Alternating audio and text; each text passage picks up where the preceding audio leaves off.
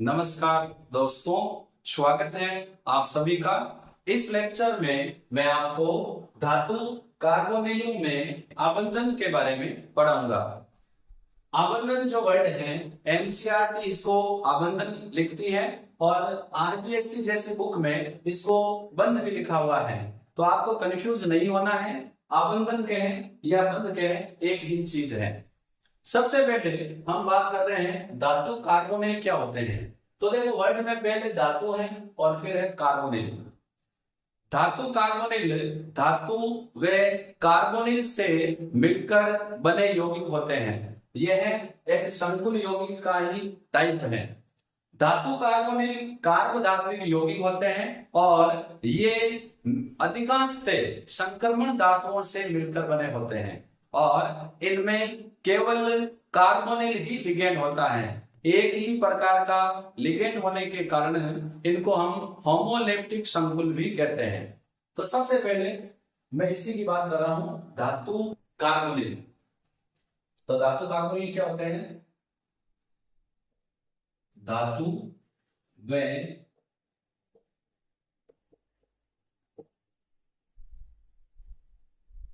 Carbonyl. Carbonyl क्या होता है?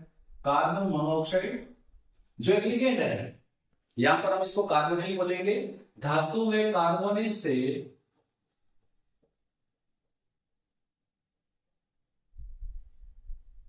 मिलकर बने यौगिक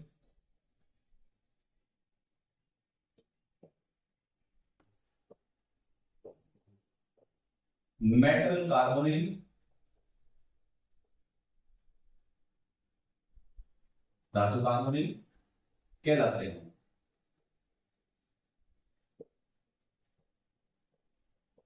धातु कार्बोनिल जो है यह कार्बधात्विक यौगिक होते हैं। यदि ये कार्बधात्विक यौगिक का ही एक प्रकार है।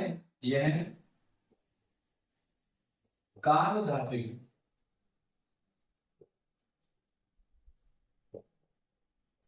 यौगिक हैं जो अधिकांशतः मैक्सिमम जो मेटल कार्बोनिल है संक्रमण धातुओं से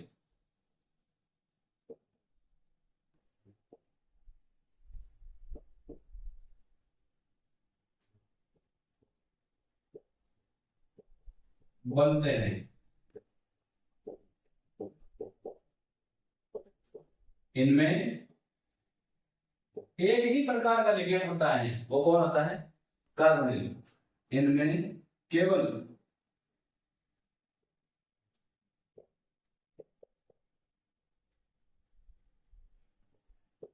कार्बोनिल लिगेंड होता है। और इस प्रकार के संकुल यौगिक जिनमें एक ही प्रकार का लिगेंड होता है, चाहे वो एक हो, दो हो या 10, उनको हम क्या बोलेंगे? अतः इन्हें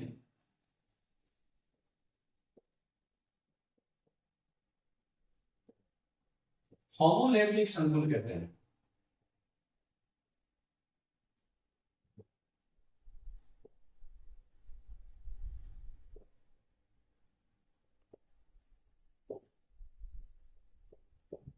देखो, एनसीईआरटी बुक में ज्यादातर दिक्कत ये होती है कई कि एनसीईआरटी बुक में कई टॉपिक मेंशन है, जैसे धातु कार्बोनिलों में आबंधन, लेकिन जो मेन टॉपिक है उसके बारे में बहुत कम जानकारी आपको मिलेगी। ये मेटल कार्बोनिल है क्या, डायरेक्ट इनके बंधों के बारे में बताया हुआ है कि ये इस प्रकार बंध बनाते हैं। संरचनाएं चतुष्फलक की होती है या अष्टफलक की होती है, त्रिकोणीय, पिरामिडीय होती है। लेकिन जब तक हम जिस टॉपिक के बारे में पढ़ रहे हैं उसके बारे में आइडिया नहीं होगा तो वो टॉपिक अपने क्लियर नहीं होगा। लेकिन एनसीईआरटी बुक में ये है, कई टॉपिक ऐसे हैं जिनके बारे में बेसिक आइडिया वो बुक नहीं दे रही है। इसीलिए मेरा प्रयास ये रहता है कि जिस टॉपिक के बारे में बुक में मेंशन है या नहीं है, फिर भी मैं अधिकांश बच्चों को उस टॉपिक के बारे में जनरल आइडिया देता हूं ताकि टॉपिक समझ में आ जाए। अब ये कई चीजें ऐसी है तो आपको बुक में लिखी हुई नहीं मिलेगी, लेकिन ये आपके लिए जरूरी है। अब यहाँ पर ये वर्ड है कार्बधात्विक यौगिक है। धातु कार्बोनिल कार्बधात्विक यौगिकों का ही एक टाइप है, और ये भी संकुल यौगिक है, क्योंकि इसमें भी धातु कार्बोनिल लिगेंड से उपसे संयोजक बल से जुड़ी हुई है। सवाल ये आता है कि ये कार्बधात्विक यौगिक क्या होते हैं? वे यौगिक जिसमें कम से कम एक धातु कार्बन बंध उपस्थित होता है कार्बधात्विक यौगिक कहलाते हैं। तो मैं यहां पर इसको लिख देता हूं, ऑर्गेनोमेटेलिक कंपाउंड क्या होते हैं? कार्बधात्विक यौगिक। तो देखो नाम से ही डेफिनेशन है, कार्बन और धातु का मतलब धातु, तो वह यौगिक जिनमें मिनिमम एक, कम से कम एक धातु कार्बन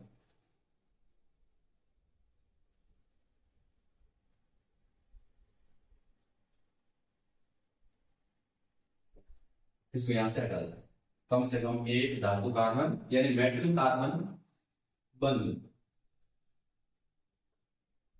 उपस्थित होता है।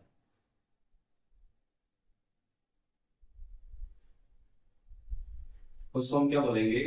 कार्बधात्विक यौगिक। कम से एक, अच्छा सॉन्ग है, कम से कम इतना कहा होता, होने लगा तुमसे प्यार है। अब देखो कार्बधात्विक यौगिक हैं या धातु कार्बन के, इसमें कोई ज्यादा चेंज नहीं है, क्योंकि कार्बधात्विक यौगिकों में भी कम से कम एक धातु कार्बन बंध होता है, इनमें भी होता है धातु कार्बन बंध। धातु कार्बोनिल के संरचना के बारे में बात करें तो इनकी संरचना सरल व सुस्पष्ट होती है। इनकी संरचना सरल, सिंपल और आसानी से समझ में आने वाली, सुस्पष्ट होती है। ये जो हुआ अपना जनरल कैरेक्टर कि ये किस प्रकार के होते हैं, क्या होते हैं। धातु कार्बोनिल में सिग्मा और पाई दोनों बंध के गुण पाए जाते हैं, ये हमने पढ़ रखा है पीपीटी में। सिग्मा बंध धातु के रिक्त डिकक्षक व लिगेंड के एकांकी इलेक्ट्रॉन युक्त कक्षकों के मध्य अतिव्यापन से बनता है, जबकि पाई बंध बैक बॉन्डिंग से बनता है। इसमें धातु के भरे हुए असंकृत कक्षक और लिगेंड के रिक्त बंदी या विपरीत बंदी कक्षक भाग लेते हैं। तो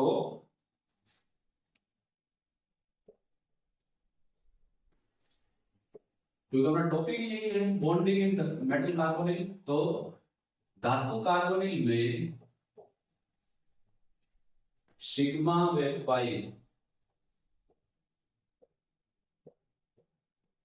दोनों बंध पाए जाते हैं।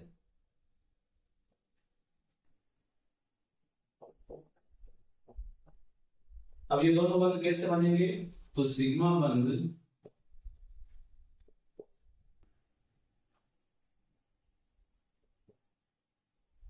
धातु के रिक्त डिकक्षक, और ये डिकक्षक कैसे होते हैं? संकृत व लिगेंड के इलेक्ट्रॉन युग्म युक्त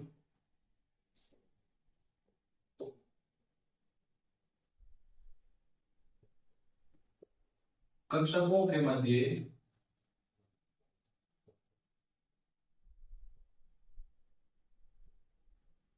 अतिव्यापन से बनता है।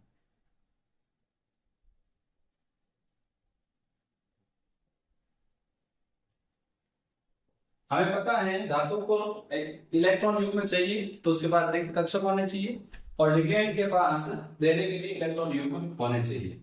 दूसरा जो बॉन्ड है पाई बंध, ये कब बनता है? यह बनेगा धातु के एक समृद्ध, अब ये वापस दे रहा है तो एक समृद्ध भरे हुए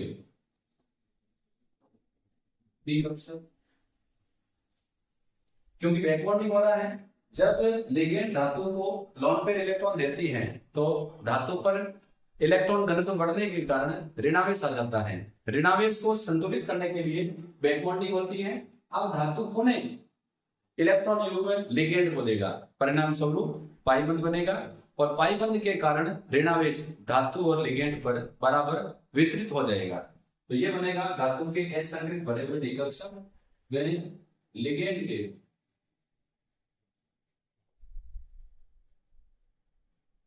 रिक्त विपरीत बंध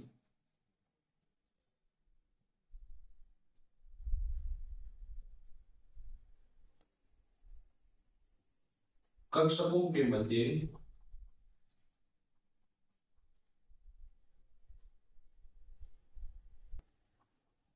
अतिव्यापन से बनता है।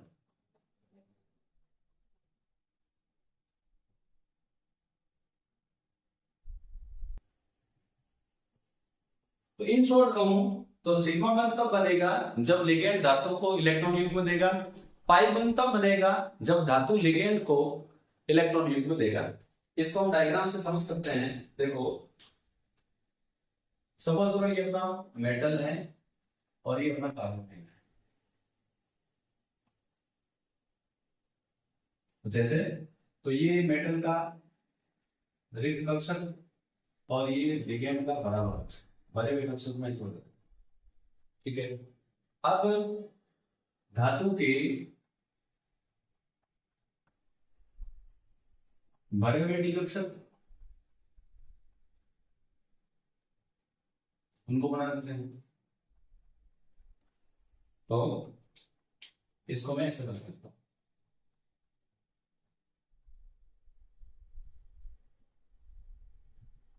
ये धातु के डी कक्षक है जो पूरे के पूरे भरे हुए हैं और ये इस लिगेंड का जो कार्बोनिल है यहां पर इसका रिक्त विपरीत बंधी कक्षक। अब यहां पर क्या हो रहा है,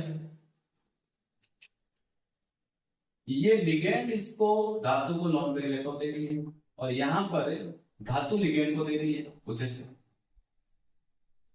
तो यहां जो बंध बनेगा वो बनेगा पाई। तो देखो चीज क्या है, ये है ये वाले, ये है धातु के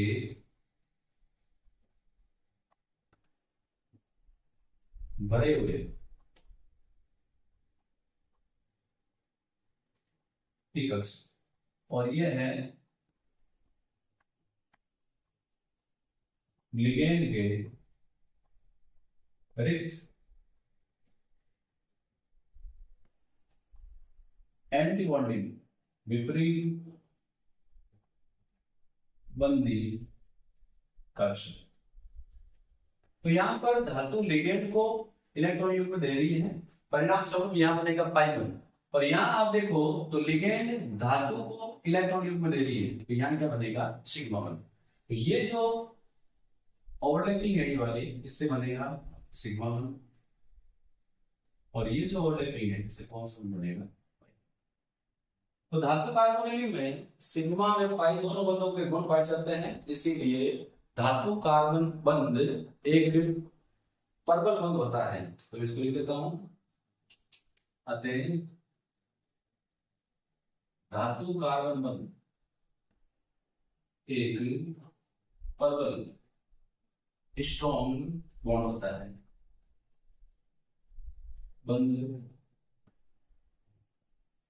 होता है।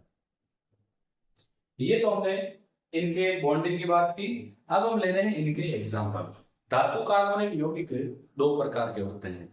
वे कार्बोनिल यौगिक जिनमें एक ही धातु पाई जाती है, एक केंद्रीय कार्बोनिल, और जिनमें एक से अधिक धातु पाई जाती है उनको हम बोलते हैं बहु केंद्रीय कार्बोनिल। तो इसी को मैं यहां मेंशन कर रहा हूं,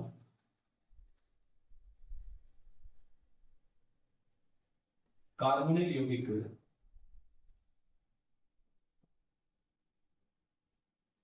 दो प्रकार के होते हैं।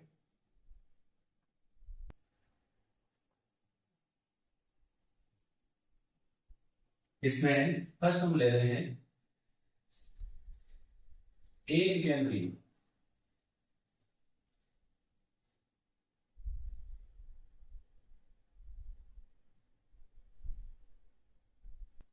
कार्बन, इनमें एक ही मेटल होगी। एग्जाम्पल में हम ले रहे हैं NiCO4। देखो धातु कार्बोनिल समतुल्य यौगिक ही है, आपको इसमें कंफ्यूज नहीं होना है। नाम क्या है? टेट्रा कार्बोनिल निकल।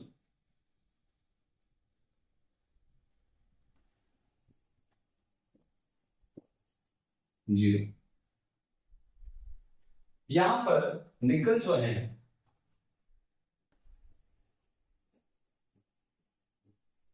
इसमें निकल का संकरण होता है sp3। NiCO4 का संकरण sp3 है और sp3 संकरण के कारण इसकी संरचना कैसी होगी? चतुष्फलक। देखो समझते हैं। निकल इलेक्ट्रॉनिक विन्यास होता है ऑर्गन के बाद। निकल कितने पर? 28 पर है, तो ऑर्गन के बाद 3D में 8 और s में 2। ये कुछ ऐसे होता है ऑर्गन 3D। तो डी में कितने कक्षक होते हैं? 5, 1 2 3 4। ये 4s और 4s के बाद क्या आएगा? 5। ये 5 की, ये 3। अब 3D में इसके पास 8 है, पर यहाँ पर धातु कार्बोनिल है, तो धातु कार्बोनिलों में धातु का ऑक्सीजन अंक 0 होता है। इसमें मेंशन कर सकते हैं आप। तो 1 2 3 4 5 6 7 8 और s में 2। अब जो CO है ये एक पर्पल क्षेत्र लिगेंड है, इसीलिए ये 4s कक्षकों के इलेक्ट्रॉनों का पुनर्विन्यास कर देगा। तो CO पर्पल लिगेंड होने के कारण युग्मन तो करेगा ही। 4s कक्षक के इलेक्ट्रॉन को पुनर्विन्यासित कर देता है।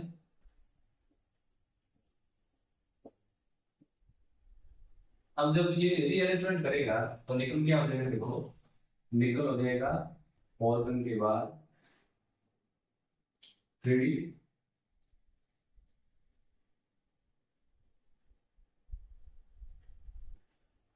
4s,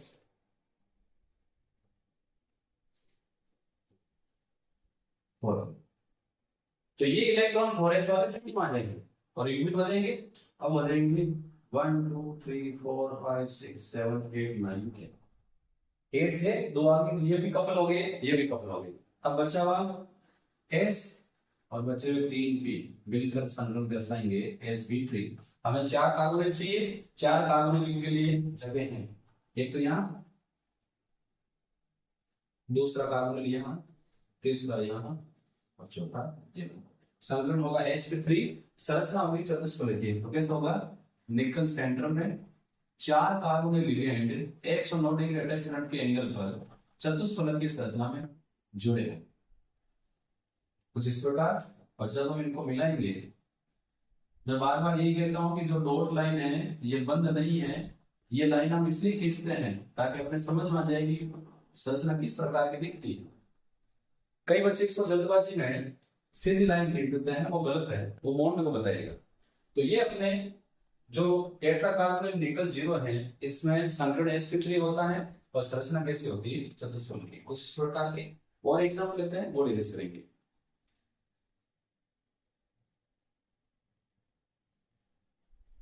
ANP कार्बोनिल में अगला एग्जाम्पल हम ले रहे हैं FeCO5। जितने भी धातु कार्बोनिल है सब में धातु का ऑक्सीजन अंक 0 होगा। नाम हो जाएगा पेंटा कार्बोनिल। 5 है तो पेंटा, और CO को क्या लिखेंगे?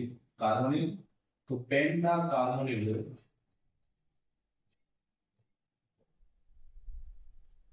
निकल 0, सॉरी निकल ही आयरन है, तो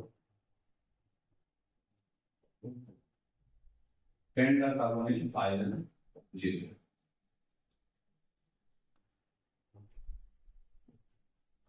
यहां पर इस संकुल यौगिक का जो संकरण है वो होता है DsP3, और DsP3 संकरण के कारण संरचना होती है त्रिकोणीय द्विपिरामिडी, ट्राइगोनल बाइपिरामिडल।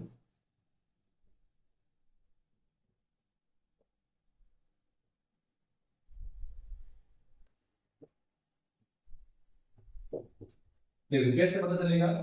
आयरन इलेक्ट्रॉनिक विन्यास होता है ऑर्गन के बाद, ये हमने ऑर्गन लिख दिया, इसका मतलब ऑर्गन तक का इलेक्ट्रॉनिक विन्यास लिखने की जरूरत नहीं है।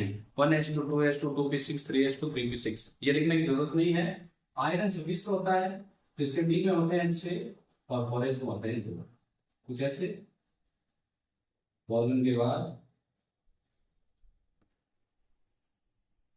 ये 3d, ये बोरेस और ये 4p 3d। 3d में 6 है, तो पहले एक एक इलेक्ट्रॉन का वितरण 1 2 3 4 5, फिर युग्मन 6, बोरेस में 2 1 2 4p खाली। अब क्या होगा? यहाँ पर कार्बोनिल है, और कार्बोनिल होने के कारण ये जो बोरेस और 3d कक्ष के जो इलेक्ट्रॉन है ये पुनर्विन्यासित हो जाएंगे। तो CO 3d व बोरेस कक्ष के इलेक्ट्रॉन को पुनर्विन्यासित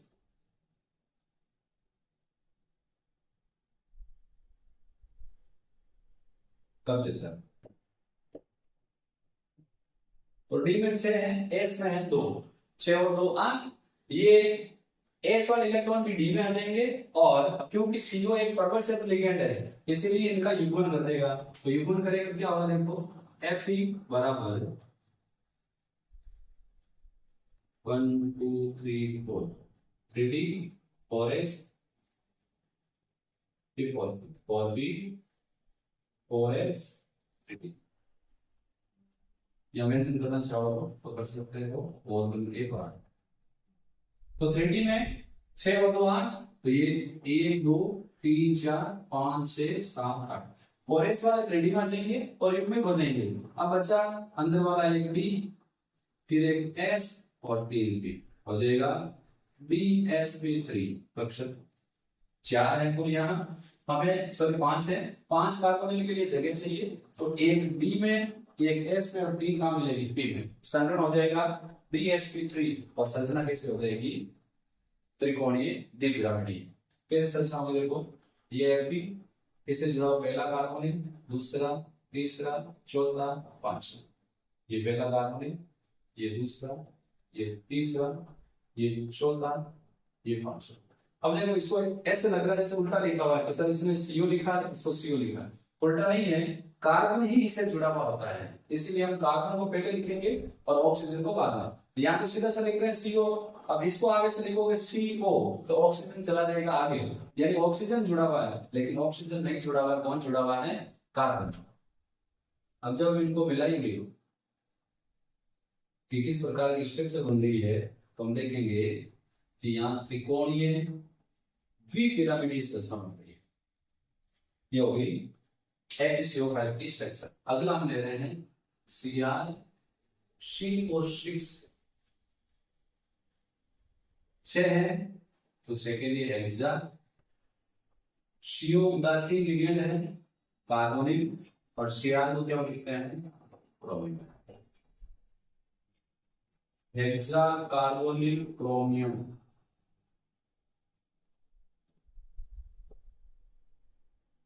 ऑक्सीजन संख्या क्या होगी? 0। जितने भी मेटल कार्बोनिल है सब में धातु की ऑक्सीजन संख्या शून्य होती है, ये बात आप अपने माइंड में अच्छे से फिट कर लें। अब ये जो क्रोमियम है इसमें संकरण क्या होता है? D2sp3, और संकरण D2sp3 होने के कारण जो संरचना है वो कैसी होगी? ऑक्टाहेड्रल, 8 फलक बनेंगे, 10 फलक। देखो, हम बात कर रहे हैं क्रोमियम के इलेक्ट्रॉनिक विन्यास की। तो क्रोमियम होता है 24 पर, ऑर्गन के बाद 3D में होंगे 5 और 4s में होगा 13, क्योंकि ये अपवाद का है। कैसे होगा? तो जैसे ऑर्गन,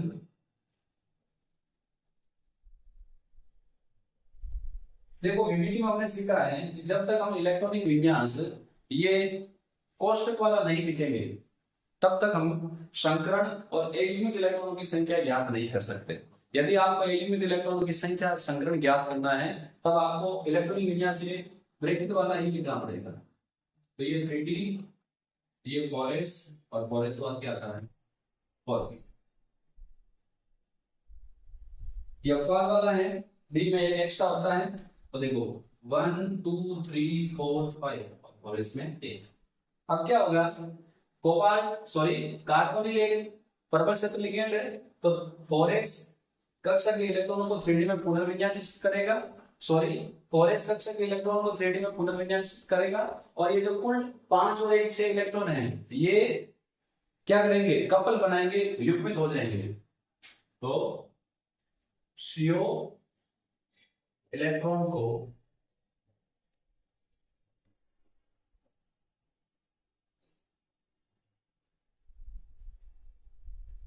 पुनर्विन्यासित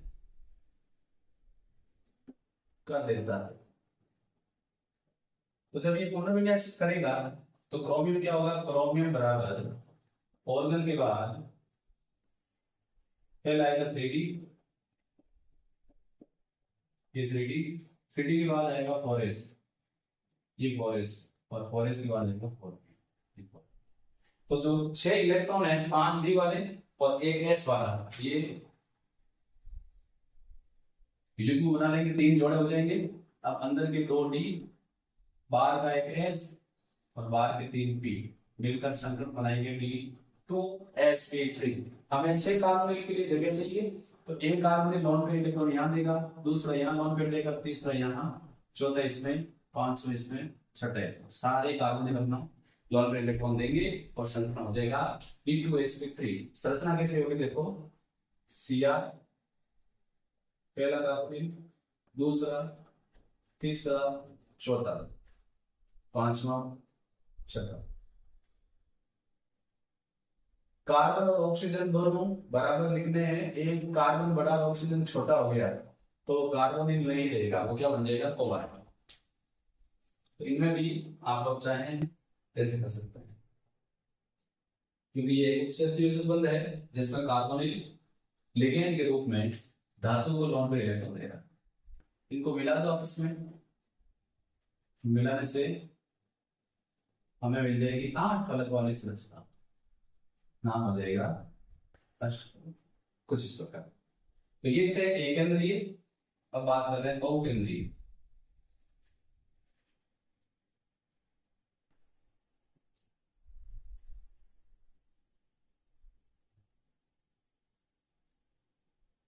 बहुकेंद्रीय कार्बोनिल वे कार्बोनिल यौगिक होते हैं जिसमें धातु परमाणु एक से अधिक होते हैं।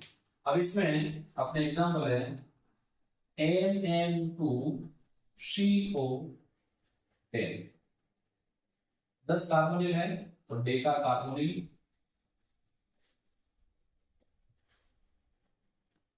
मैग्नीज 2 है तो डाई मैग्नीज,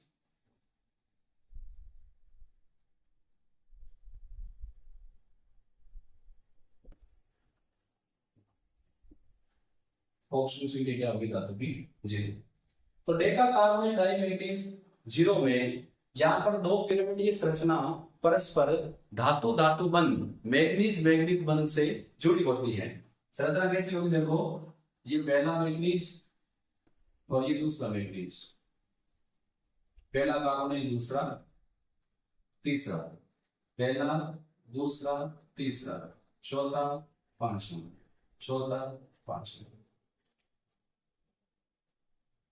यहाँ पर जुड़े होते हैं कार्बोनिल, पहला दूसरा तीसरा चौथा पांचवा छठा सातवां आठवां नंबर 9 नंबर 10। इसमें क्या है, इसमें दो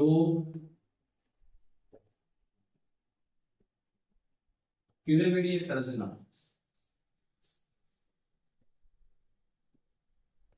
मैग्नीज मैग्नीज बंध से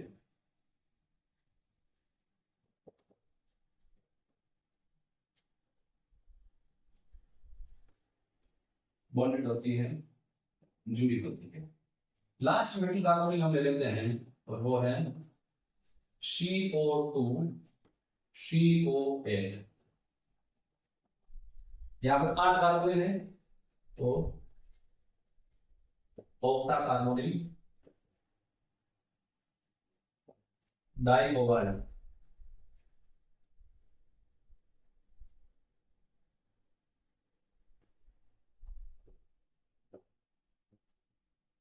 जी, तो नाम हो गया ऑक्टा कार्बोनिल डाइकोबाल्ट 0। लिखने में दिक्कत हो सकती है तो मैं थोड़ा सा लिख देता हूं यहां से। ऑक्टा 8 है, कार्बोनिल 2 है, कोबाल्ट डाइकोबाल्ट 0।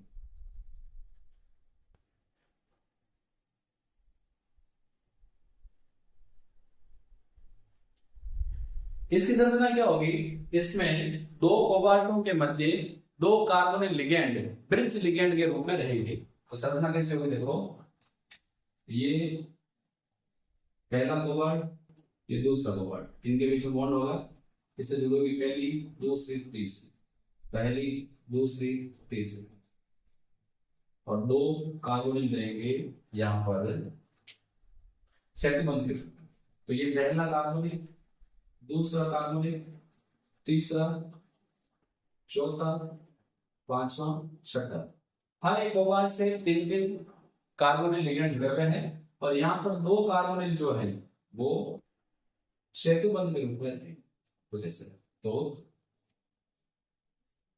इसमें दो कार्बोनिल सेतु के रूप में ब्रिज बॉन्ड देखते हैं। तो ज्यादा दिक्कत नहीं है, अपने को इसकी स्ट्रक्चर के बारे में पता होना चाहिए। 2-3 बार बनाओगे तो आपको ध्यान में रह जाएगा। तो यहाँ पर अपने धातु कार्बोनिलों में बॉन्डिंग वाला टॉपिक समाप्त होता है। यहाँ विशेष रूप से ध्यान रखने वाली बात यह है कि धातु कार्बोनिलों में किसी भी धातु की बात करें, हर एक धातु का ऑक्सीजन गुणांक 0 होगा। और इससे पहले जो हमने एग्जांपल लिए थे NaCO4, FeCO5, CrCO6, इनमें आपको ये ध्यान रखना है कि कार्बोनिल इलेक्ट्रॉनों को पुनर्विन्यासित करेगा, इसके कार्बन 3D और 4s दोनों के इलेक्ट्रॉन मिलकर 3D में युग्मन करेंगे। उसके आधार पर आप आसानी से संक्रमण ज्ञात कर सकते हैं। तो यहाँ पर अपना ये टॉपिक समाप्त होता है।